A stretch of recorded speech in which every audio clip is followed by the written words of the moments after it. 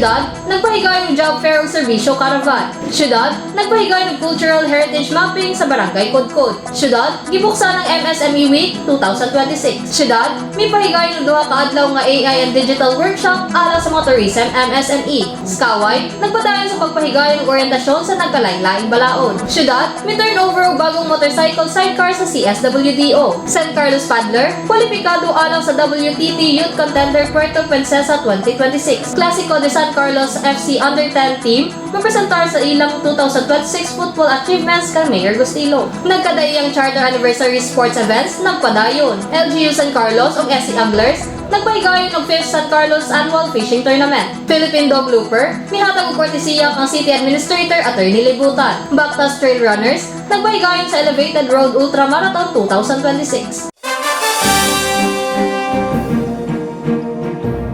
Maayong adlaw, San Carlos, kini ang Vamos News. Gikan sa City Information Office, kami naghahatod kaninyo sa mga balita nga nakalap sa balay lungsod ning Dakbayan. Ako si Kimberly Lumogda ug karon sa detalye sa mga balita. Gobyerno sa siyudad sa San Carlos, pinagi sa City Public Employment Service Office kon CPESO, nagpahigayon og job fair ug serbisyo caravan ni adtong Hulyo 11 sa City Auditorium. Mukaba sa 37 ka mga job seekers gikan sa San Carlos City ug mga kasikbit nga lungsod ang nakakuha og kahigayonan nga makapangita og lokal ug international nga trabaho. Diin 19 ka mga kumpanya gikan sa nagkalain-laing industriya ang miapil og nagtanyag og mga oportunidad sa panginabuhian. Lakip sa mga kumpanya mao ang Sanford Marketing Corporation San Carlos, Valia Car Transit Incorporated Bacolod North, Number 1 Supplier Incorporated, Synergy Sales International Corporation, Triumph Home Depot, Empire One BPO Solutions, iCore CX BPO, Transcom Worldwide Philippines Incorporated, PTEC, Teleperformance, RMA Manpower and Consultancy Services Incorporated, Pag-asa Philippines Finance Corporation, Bangko Kabayan Incorporated, Helpro Multipurpose Cooperative, Army Recruitment Office Visayas, Pieces International Placement Corporation, Global Professional Resources Philippines Incorporated, PhilApex Placement Agency Incorporated, ug Nike International Manpower and Recruitment Services Corporation. Sa laing bahin, 7 ka kaubang ahensya sa gobyerno ang miapilusab sa caravan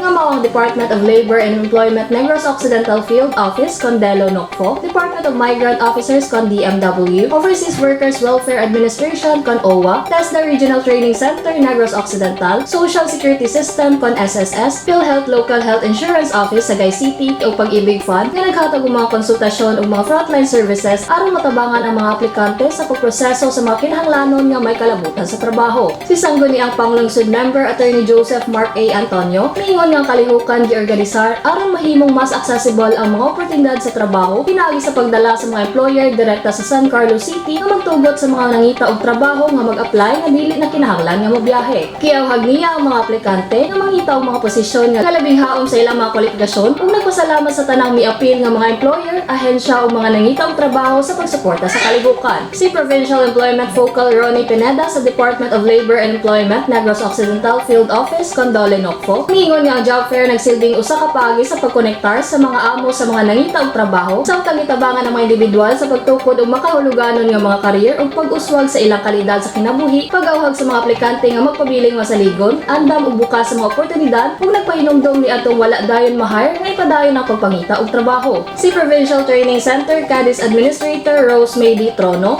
nga nagrepresentar ni TESDA Regional Training Center Negros Occidental Provincial Director Niña Connie G. Don, ipasalig usab sa mga partisipante nga ang TESDA andam gihapon sa pagtabang sa mga individual nga gusto nga moagi sa skills training ug mo-enroll sa mga technical o panginabuhian nga mga kurso aron mapalambo ang ilang abilidad sa pagpanarbaho. Nagpasalamat siya sa gobyerno sa siyudad sa San Carlos sa pagdapit sa TESDA nga maupil sa kalihukan. Si City Peso Manager Mariel M. Avenir o Antonio ang nangulo sa paghatag og mga certificates of appreciation sa mga partisipante employer ug mga kaubang ahensya. Mitamo usab sa mga aktibidad sila si Department Migrant Workers Senior Labor and Employment Officer Carmen S. Nagum ug OWA Negros Island Region Family Welfare Officer Jonalyn Alicaya.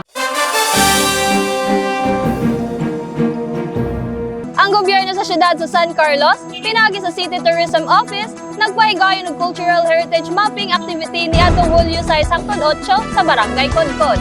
Gipahigayon ang Cultural Heritage Field Mapping ni atong Hulyo 7 sa sitio Kabagtasan o Magonon Falls sa Barangay Kudkod. Di ng kalihukan nagtumong sa pagdokumento o pagtibang-tibang sa kultural o natural nga mga kahimungaan sa lugar aron magiyahan ang umaabot nga mga inisyatibo sa pagkonserba, pagpanalipod o pagpalambo sa ecotourism. Gipaabit ni Kabagtasan Tribal Council Chairperson nga si Leonisa Impil nga pinulungan nga binukidnon ng pabiling nga pundasyon sa ilang kultura samtang ang tradisyonal nga mga pamaagi sa pagpanguma, pangisda o pagpangayam nagpadayon sa pag-obserbar bisan sa pagkunhod sa gidaghanon sa mga katigulangan nga nagpreserbar ni ini nga mga tradisyon. Iyang gidugang ang ilang komunidad usa sa mga benepisyaryo sa School of Living Traditions kon SLT program sa National Commission for Culture and the Arts kon NCCA din gitudloan ang mga kabataan sa traditional weaving, indigenous stories ug uban pang cultural practices nga gipreserbar pinagi sa sinulat ng mga record ug dokumentasyon. Ipamit usab ni Impil nga ang komunidad nagpadayon sa pagpreserbar sa tradisyon sa tikog weaving din ang mga tigulang nagtudlo sa mga batanong miyembro sa tradisyonal nga mga pamaagi sa pag-weave sa mga banig ug uban pang handmade nga mga butang aron masiguro nga kini nga mga kahanas ipasa sa umabot ng mga henerasyon. Ug isa-isa ang istorya sa sagya usa ka tradisyonal nga pamaagi sa pagdakop ug pagluto sa freshwater fish dapit sa sapa nga gituohan nga gigikanan sa ngalang magun-on. Dugang niya nga ang komunidad nagpadayon sa pagsunod sa naandan nga mga protokol nga nagkinahanglan sa mga bisita nga mangayo og permiso sa dili pa mosulod sa ilang ancestral territory ug naglaom nga kini nga mga lumad nga practice mahimong ipahiangay sa lokal ug national nga mga giya aron mapalambo ang mas dako ug kahibalo sa kultura ug pagtahod sa kabagtasan. Gipasalamatan usab ni Impil ang gobyerno sa siyudad sa San Carlos ug gipanguluhan ni Mayor Renato Y. Gustilo ang Indigenous Political Structure kon IPS dito Tourism Officer 2 Jennifer S. Sabalya Paran, San Carlos City Heritage Culture and the Arts Council Coordinator Enrique King Catalbas, ang Barangay Kudkod Council ug ang Kabagtasan Tribal Council sa ilang padayong suporta sa pagpreserbar sa kultural nga panuluto sa komunidad. Tikog weaving to siya. So, napandingan po to siya sa NCCA. So, SLT po to siya namo. So, 30 ka tao ato nga mga IT. Ang compose siya sa 15 kabuok ang tigulang, 15 po ka mga batanon, mga bata na nag-edad below 18 to 70 kaya mga tigulang magtudlo sa mga bata para nga kung wala na ang mga tigulang kamaw na ang mga bata mula laog mga banig, mga kagamitan na ginagamit sa mga katigulangan sa una. Ang kalihukan, giapilan sa mga representante gikan sa City Disaster Risk Reduction and Management Office kon CDRRMO, City Environment and Management Office kon SEMO, San Carlos City Heritage Culture and Arts Council, ang Kabagtasan Tribal Council ug ang San Carlos City Tourism Consultant kasi Joselito R. Costas. Sa laybahin, ang Tourism Office nagpahigayon usab og Natural and Cultural Heritage Mapping Orientation niadtong Hulyo 6 sa Barangay Kudkod Covered Court samtang niadtong Hulyo 8 gipahigayon ang Mapping Data Consolidation sa samang lugar nga gitambungan nila ni SP member ug Sangguniang Kabataan Federation President Mary Dawn Canyatan, mga representante gikan sa Barangay Kudkod Council, mga opisyal sa barangay ug mga Kabagtasan Tribal Council. Opisyal nga gibuksan sa gobyerno sa siyudad sa San Carlos, pinagi sa Local Economic Development and Investment Promotion Office kon LEDIPO ang MSME Week 2026 niadtong Hulyo 6 sa City Hall lobby nga may temang MSMEs Go Global, San Carlos Goes Global. Ang selebrasyon nagtumong sa pagpalambo sa pagtubo sa micro, small, and medium enterprises kon MSEs, pinagi sa pagpakita sa mga lokal nga produkto, samtang nagdasig sa entrepreneurship, innovation o pagpalambo sa negosyo. Di pa matud-an pag-usab ni City Administrator Attorney Estefanio S. Libutan Jr. ang pasalig sa lokal nga gobyerno sa paghimo sa siyudad sa San Carlos na mas globally competitive pinagi sa padayon ng pagpaligo sa suporta alang sa mga MSME. Ipahimugatan niya ang papel sa Tech4Ed Center sa siyudad sa pagpalambo sa digital literacy o paghatag sa mga negosyante o kahibalo o kahanas nga gikinahanglan aron malamo sa digital economy ug gidasig ang mga lokal nga negosyante ang pabiling masaligon sa kalidad sa ilang mga produkto, dawaton ng inobasyon, pahimuslan ang mga programa sa gobyerno ug digital technologies ug ipadayon ang pagpalambo sa ilang mga negosyo pinaagi sa pagtinabangay sa lokal nga panglamahanas pribadong sektor. Small and medium enterprises to transition into the digital platforms where they can expand their market, increase their sales, and streamline their operations. But our MES alone cannot do this. We need connectivity. That is why our BPI is here, and we are very much thankful and grateful to our DTI. So DTI has been regularly conducting e-commerce programs or e-commerce boarding that will help our MSMEs. Ipasiugda nila Depo Officer Maria Nova Solasta ang kamahimong danon sa digital transformation sa pagtabang sa MSEs na mahimong mas competitive ug lig-on tungod kay ang digital tools makatabang sa mga negosyo sa pagpalapad sa ilang market reach, pagpamenos sa operational cost o pagkolektar sa mas daghang customer pinaagi sa online platforms. Dugang niya nga ang lokal nga tema nagpakita sa pananaw sa San Carlos City sa ekosibo ug lig-on nga pagtubo sa ekonomiya pinaagi sa paghatag gahom sa MSME nga magmalampuson sa lokal samtang mahimong globally competitive. Gipresentar usab ni Celesta ang mga nag-unang programa ug serbisyo sa Negosyo Center, lakip ang Business on Wheels Outreach Program, Annual Entrepreneurship Seminar, Business Planning and Financing Forum, Youth Entrepreneurship Seminar ug mga serbisyo sa DTI Business Name Registration. Digital tools, our MSMEs businesses can reach customers far beyond our city. Online sales and digital marketing lower transaction costs, while export opportunities diversify income. Our National MSME Development Week theme is navigating the shift, building a resilient and future-ready MSMEs.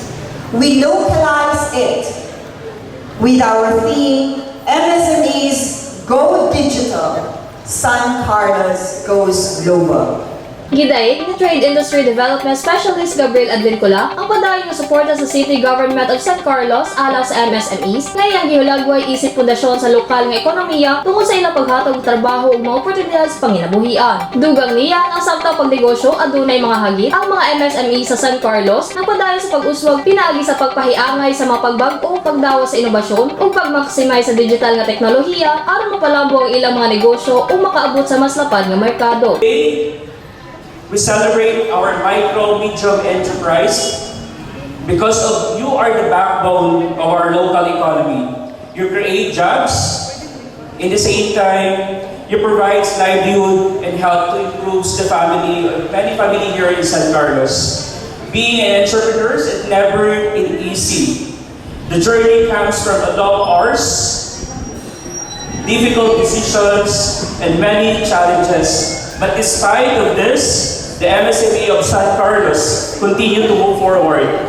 You adapt, change, and find opportunities and continue to innovate.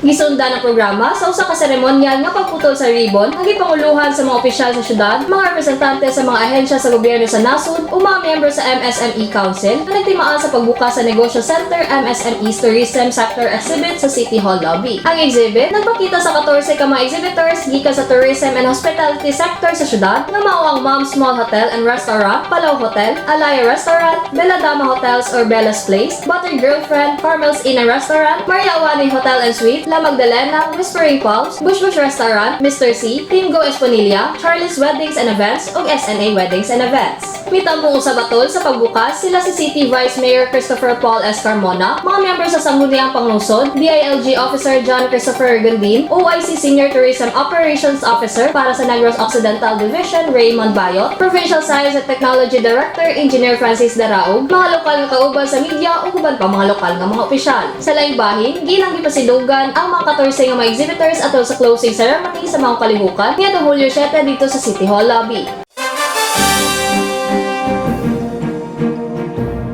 Gipahigayon sa gobyerno sa siyudad sa San Carlos, pinaagi sa Local Economic Development and Investment Promotion Office kon LEDIPO, uban ang City Information and Communications Technology Department kon CICTD, ang duha ka adlaw Artificial Intelligence kon AI and Digital Workshop niadtong Hulyo 8 sa Tech for Ed Center isip kabahin sa selebrasyon sa siyudad sa MSME Week 2026. Labing menos 14 ka mga representante gikan sa sektor sa turismo sa syudad nga gilakuban sa mga exhibitors sa MSME Week karong tuiga gikan sa mga hotel, food establishments ug event services nga miapil sa workshop. Ang pagbansay-bansay naglangkob sa Canva design, mga sukaran sa AI ug pagpalista sa negosyo sa San Carlos Vamos app aron mapaligo ng ilang mga digital nga kapabilidad ug online nga presensya. Matod ni LEDIPO Officer Maria Nova Soliesta, bisan pa ang kadaghan sa mga partisipante nagamit na og social media, ang workshop nagtumo nga matabangan sila sa pag paghimulo sa pag-ayo sa digital tools o platforms aron mapalapdan sa estratehiko paagi ang ilang online reach o mapalambo ang ilang mga negosyo. Dugang niya nga kalihukan usa ka oportunidad alang sa mga lokal nga negosyante nga himuong praktikal nga estratehiya ang kahibalo, magtukod og mas ligon nga kolaborasyon ug mudawa sa digitalisasyon sa pagpalambo sa mas competitive o malutarong sektor sa turismo sa San Carlos.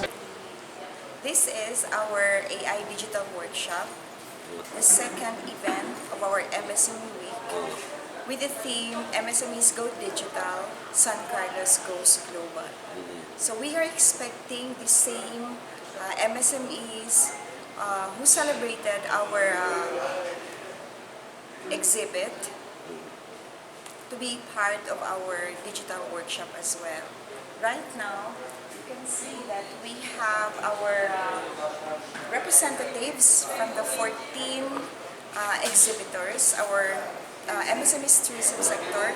So we have from the hotel and accommodation, Yes, correct. we have from the food services, and the last is we have the events services.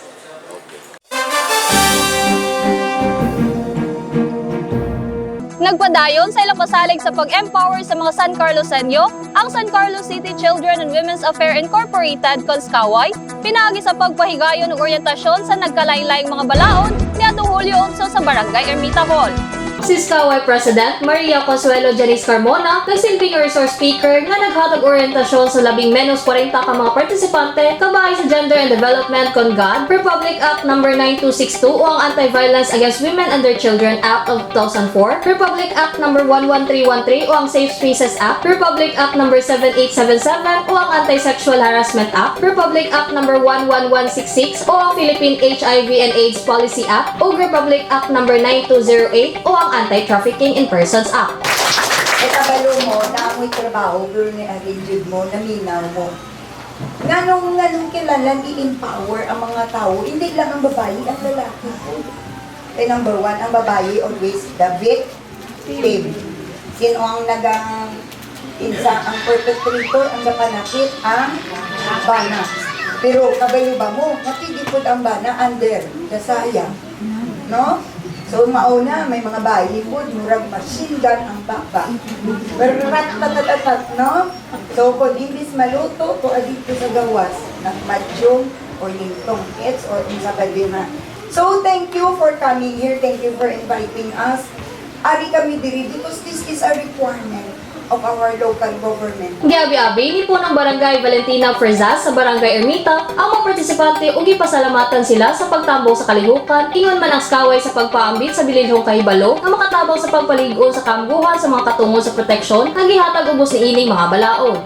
Yung atong programa karon. Daghang salamat po nga naa sila si ang Women Council na si Ma'am Janice Carmona, uban sa iyang mga kauban.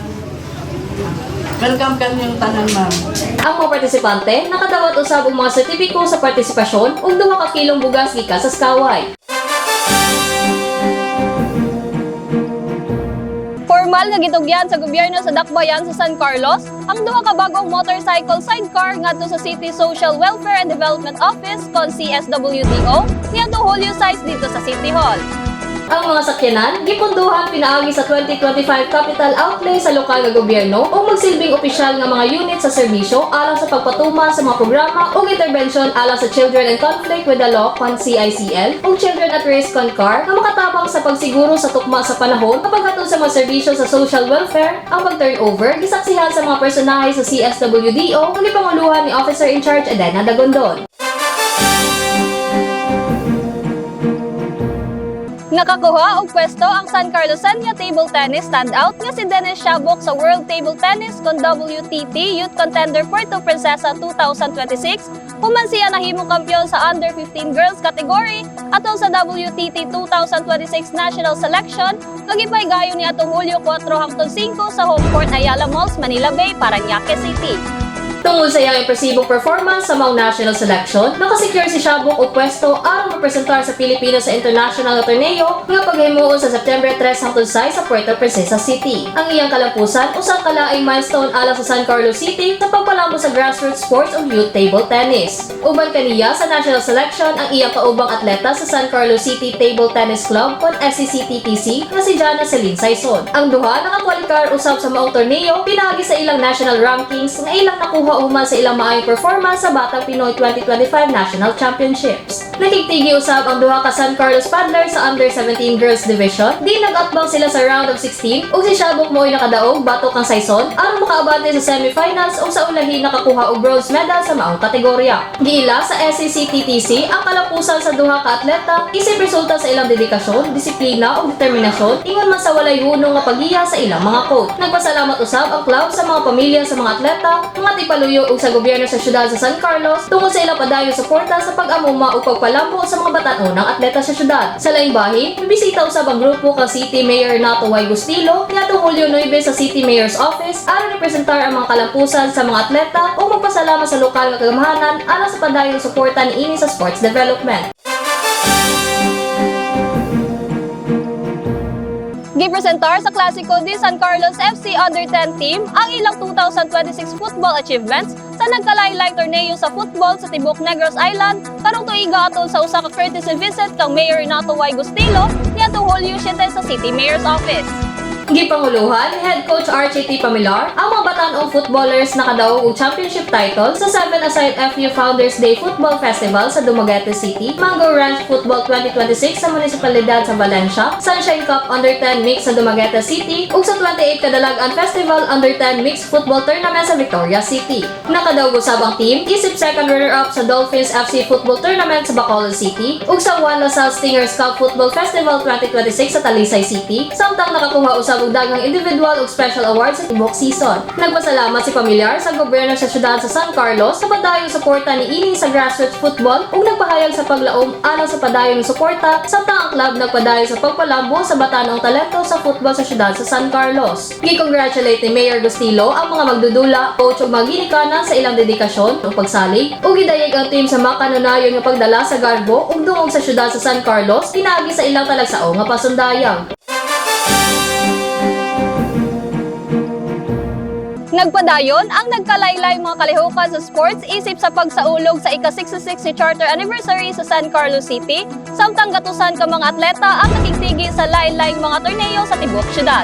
Gibuksa sa gobyerno sa syudad sa San Carlos, pinagi sa City Sports Office ug sa San Carlos City Negros Football Club, nga gipanguluhan ni City Sports Officer in Charge Jesus Facundo P. Combate Jr. ang ika-66 ni Charter Futsal Festival ni ato Hulyo 11 sa Barangay 4 Covered Court. 5 ka mga team ang nakigtigi sa kategoryang Women's Open, di ng Julio Ledesma National High School ang nahimong kampyon, gisundan sa RSG Calvary Pontevedra FC o MB Balbacua. Ang Men's Open Division, nagpadayon ni ato Hulyo 12, din 12 ka team ang nitigi alang sa kampyonato. Ang second Inter-LGU Regional Inter-School Taekwondo Championship, gibuksan usab sa samang adlaw sa City Auditorium, di ng 456 ka mga atleta sa mga taekwondo, ika sa nagkalaylay mga syudad ug munisipalidad sa Tibok Negros Island ang nakitigi sa mga kalihukan sa Kyorogi ug Pomse, di ng torneo nagsilbing pagpangandam alang sa umaabot nga kompetisyon, ilabi na ang Batang Pinoy Games. Samtang, ang San Carlos City Boxing Team nagpabilin sa ilang dominasyon human midaog sa overall championship sa ika-66 Charter Day Invitational Amateur Boxing Championship Double Trouble niadtong Hulyo 11 sa Barangay 1 Covered Court. Ang home team nakakuha og 12 ka gold ug 4 ka silver nga medalya, samtang ang Silay City, Bago City ug Sagay City na human isip first, second ug third runner-ups matag usa. Ang mga boksidor sa San Carlos nga sila si Mike Villarin, John Carl Caballero ug Gian Gendrole ginganlan usab nga best boxer sa under 15, under 17 ug under 19 divisions. Sa laing bahin, ang San Carlos City Jungle Fighters Martial Arts Club nagpahigayon usab sa ikatulong nga Muay Thai Grassroots Friendship Games 2026 niadtong Hulyo 11 sa City Mall Activity Area. Di na mga team gikan sa San Carlos City ug sa munisipalidad sa Calatrava ang nakitigi sa lain-lain mga division, di na mga mananaog nakadawat og mga medalya, sertipiko o mga premyong kwarta. Si Jomedes Mamugay, ang City Sports Muay Thai Coordinator, bigod ng torneo nagsilbi usab nga selection event sa syudad alang sa Batang Pinoy Games ug nag-andaw sa mga atleta alang sa Muay Thai National Championship sa Manila.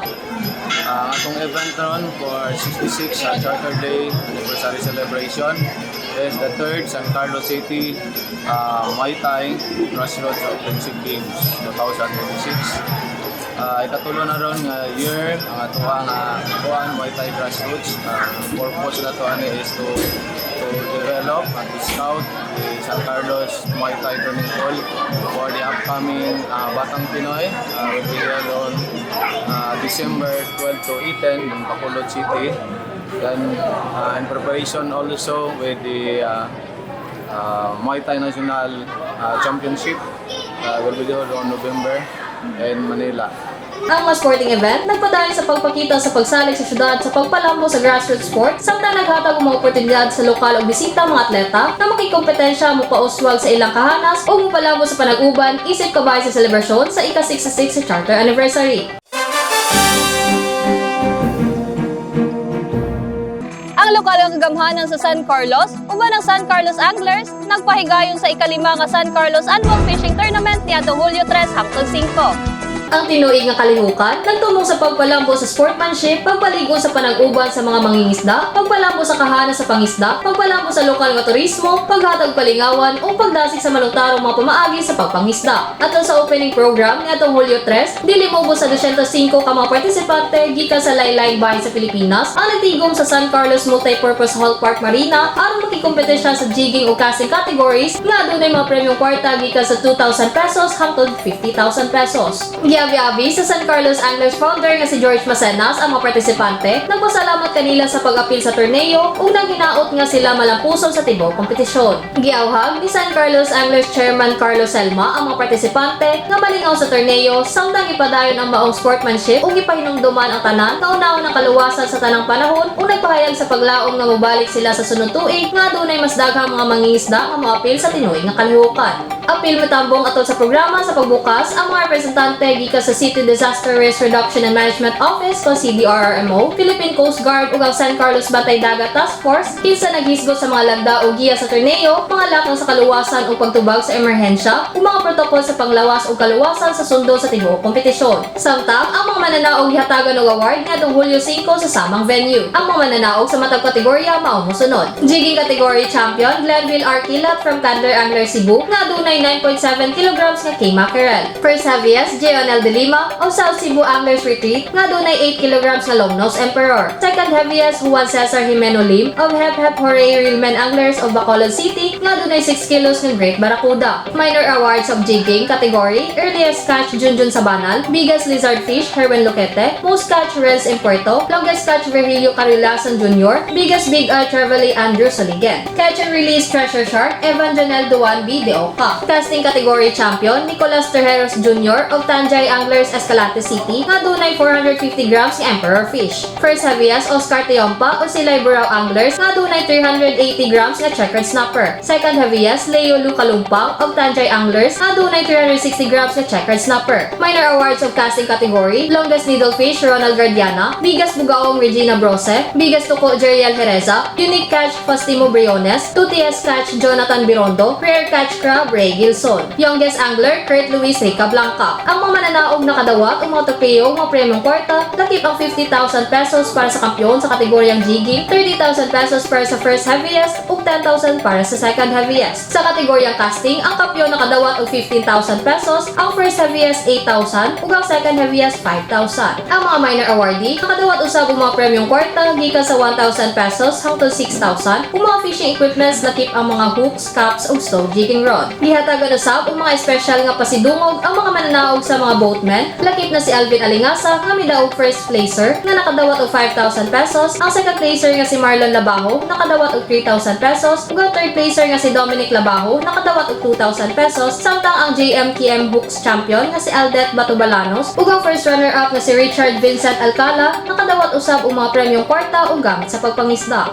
Sa laing bahin, usa ka raffle draw ang gihimo atol sa kalihukan, diin gipanghatag ang mga fishing baits o lures. Gipambit ni Kilat nga ilang team mao ang katapusang nagparehistro alang sa torneo ug wala magdahom nga modaog sa kampeonato tungod kay ang ilang pangunang tumong mao lamang ang pagpangisda ug midugang nga mituo sila sa kadatos sa mga pangisdaan sa San Carlos City. Nagpasalamat usab siya sa Dios sa iyang pamilya, mga kauban sa team, mga organizer, mga kaubang partisipante ug sa gobyerno sa syudad sa San Carlos sa malapusong pagpahigayon sa kalihukan. Bill Kilat from Calder Angler Cebu.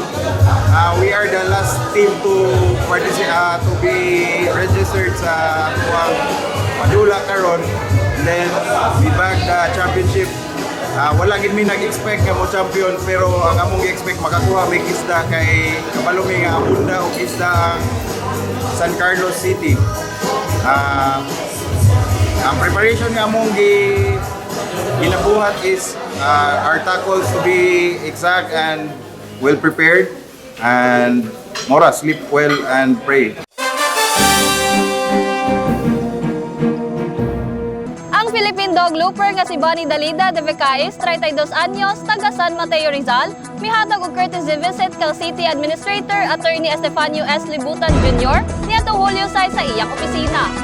Atol sa pagbisita, gipambit ni De Vecais nga nagsugod siya sa iyang biyahe ni atong Abril 2 gikan sa San Mateo Rizal dalang iyang aspin nga nagpabilin nga iyang matinud-anon nga travel companion sa tibok ekspedisyon ug miingon prioridad niyang kayuhan sa iyang iro pinaagi sa pagsiguro nga mahatagan kini og hustong pag-atiman ug igong pahulay atol sa ilang pagbiyahe. Matud niya usa na kasemana siyang anaa sa Negros Island ug padayon pa siya sa iyang sunod nga destinasyon sa umaabot nga mga adlaw samtang iyang gipaambit ang mga hagit nga iyang nasinati sa dalan ug ang kaayo ug ang pagkamaabiyabihon nga iyang nadawat gikan sa mga komunidad nga iyang naadtuan. Gipaambit usab ni De Vecais nga sa wala pa magsugod ang iyang journey, siya usa ka atleta nga nagdamog nga biyahe sa Pilipinas sukad sa edad nga 12 anyos. Pinagi sa iyang pagbiyahe sa tibok nasod, iyang gilauman nga mahimong kining inspirasyon sa mga kabatat-unan sa pagpadayon sa ilang mga pangandoy, pagpabiling aktibo, pag-api sa sports ug uban pang mapuslanong kalihukan ug pagpadayon sa pagkabuot sa ilang mga tumong sa kinabuhi. Gidayeg ni Attorney Libutan si De Vecais sa iyang determinasyon ug nanginaot nga luwas ug malapuso ng iyang journey samtang nagpadayon siya sa paghatag inspirasyon sa mga komunidad sa tibok nasod.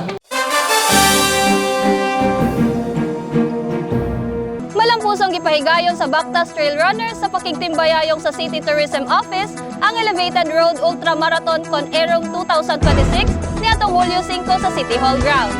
Gipahigayon isip kabahin sa selebrasyon sa ika-66 na charter anniversary sa San Carlos City, ang 50km ultramarathon misugod alas 10 sa gabi ni atong Hulyo 4 ug gitambungan sa di mo minus 44 ka mga runners gikan sa San Carlos City o mga kasigbit nga lugar. Gisagubang sa mga partisipante ang hagit nga 50km nga ruta gikan sa City Hall grounds paingon sa Barangay Prosperidad o pagbalik sa City Hall nga miagi sa mga tangason og dulhugon nga bahin sa dalan nga misulay sa ilang kusog ug kalig-on samtang napasiugda sa aktibong himsog nga estilo sa kinabuhi. Sa men's category, si Randolph Magbanwa ang nadaog isip kampyon, isundan ni Vincent Hasildo isip first runner-up, John Ray Espadon isip second runner-up, Ray Cabales isip third runner-up, ug Art Marie Compas isip fourth runner-up. Samtang sa women's category, si Stephanie Cadosale mo ay nakakuha sa kampyonato, isundan ni Nevrana Bainosa isip first runner-up, Prissy isip second runner-up, Yolder Alona isip third runner-up, ug Princess Grace Orit isip fourth runner-up. Ang mga kampyon sa duha ka kategorya nakadawat og trophy, medal ug cash prize nga 7,000 pesos, samtang ang first and second runner-up nakadawat og trophy, medal ug cash prizes nga 5,000 ug 3,000 matag usa. Ang tanang runners nga nakahuman sa lumba nakadawat usab og finishers medal isip pag-ila sa ilang kalampusan. I-follow kami sa mga official social media accounts sa Facebook, ang SCCLGU Information Page, ug sa Instagram at SCCLGUPH. Mamahimo usab ninyong i-check ang among YouTube channel, Vamos News, ug among official website sa syudad, ang www.sancarloscity.gov.ph. Maukad to ang mga balita ang among nahipos ning semanaha. Hinumdumi nga ang saktong impormasyon mo'y pundasyon sa usa ka mabinantayon ug lig-on nga katilingban. Hangtod sa sunod natong panag-uban, daghang salamat ug Vamos San Carlos.